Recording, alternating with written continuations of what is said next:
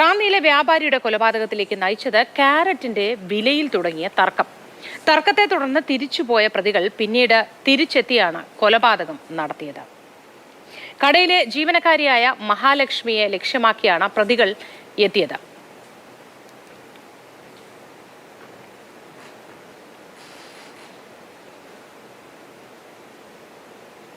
CK Abhilal വിവരങ്ങളുമായി ചേരുന്നു. Abhilal, good morning. ഇത് എന്തായിരുന്നു സംഭവം? ഈ കാരറ്റിന്റെ വില സംബന്ധിച്ച് എന്ത് തർക്കമാണ് ഉണ്ടായത്?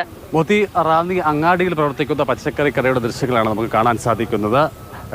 സ്റ്റേറ്റ് ബാങ്ക് ഓഫ് ട്രാവൻകൂറിന്റെ റാന്നി ശാഖയോട് ചേർന്നാണ് ഈ സ്ഥാപനത്തിന്റെ പ്രവർത്തനം. 1 വർഷമായി ഇവിടെ കട പ്രവർത്തിക്കുന്നുണ്ട്. പൊടിപ്പാറ എന്ന സ്ഥലത്ത് താമസിക്കുന്ന അനിൽകുമാർ എന്ന 56-കാരൻ്റെ ഉടമസ്ഥതയിലുള്ള സ്ഥാപനമാണിത്. കൊല്ലപ്പെട്ടത് അനിൽകുമാറാണ്. ഒപ്പം തന്നെ ഇയാളുടെ കടയിൽ സഹായിയായി ജോലി ചെയ്തു വന്ന തമിഴ്നാട് സ്വദേശിനി മഹാലക്ഷ്മി എന്ന സ്ത്രീക്ക് വെട്ട് ഏറ്റ് പരിക്കുണ്ട്. അവരുടെ കയ്യിലെ പരിക്ക് അതിഗുരുതരമാണ്. അങ്ങനെ പ്രാഥമിക ചികിത്സകൾക്ക് ശേഷം അവരെ രാത്രി തന്നെ കോട്ടയം മെഡിക്കൽ കോളേജ് ആശുപത്രിയിൽ പ്രവേശിപ്പിച്ചിരിക്കുകയാണ്. അവർ അപകടനില തരണം ചെയ്തിട്ടുണ്ട് എന്നുള്ളതാണ് നമുക്ക് ലഭ്യമാകുന്ന വിവരം. ഈ അക്രമത്തിൽ തടയാൻ ശ്രമിച്ച മഹാലക്ഷ്മിയുടെ ഭർത്താവിനും നേരിയ പരിക്കുണ്ട്. ഇന്നലെ രാത്രി 9 മണിയോട് കൂടിയാണ് ആദ്യഘട്ട സംഭവം ഉണ്ടാകുന്നത്. പ്രതികൾ 2 പേർ കരിക്കുട്ടികൾ സ്വദേശികളായ പ്രദീപ്, ഒപ്പം തന്നെ സുഹൃത്ത് രവീന്ദ്രൻ എന്നിവർ 2 പേരും ചേർന്ന് ഈ കടയിലേക്ക് പച്ചക്കറി സാധനം വാങ്ങാൻ വരികയാണ്. ആ സമയത്ത് സാധനം തൂക്കി നൽകുന്നത് മഹാലക്ഷ്മിയായിരുന്നു.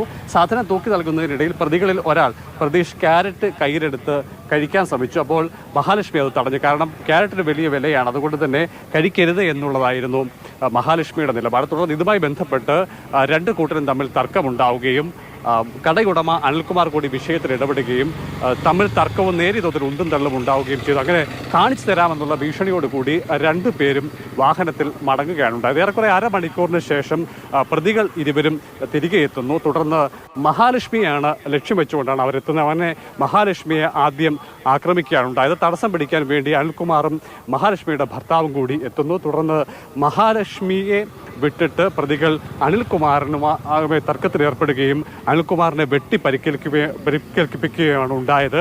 കടയിൽ നിന്ന് ഏറെക്കുറെ ഒരു 10 മീറ്റർ മാറി നടു റോഡിൽ ആണ് ഈ കാണുന്നത്. ടാർപോളിനിട്ട് മറച്ചിരിക്കുന്ന ഈ ഭാഗത്ത് രക്തം തളം കെട്ടി കിടക്കുന്നുണ്ട്. ഒപ്പം തന്നെ തെളിവെടുപ്പ് കൂടി അവശേഷിക്കുന്നതിനാലാണ് ഈ ഭാഗത്ത് പ്രത്യേകമായിട്ടുള്ള സ്ഥലം അടയാളപ്പെടുത്തി മാറ്റി നിർത്തിയിരിക്കുന്നത്. ഇവിടെ വെച്ച് അനിൽകുമാറിനെ അതിമാരകമായി വെട്ടി പരിക്കേൽപ്പിക്കുകയായിരുന്നു. ദൃശ്യങ്ങളിലുള്ള സ്കൂട്ടർ KL 62C 9423 എന്നത് പ്രതികളിൽ ഒരാൾ എത്തിയ വാഹനമാണ്.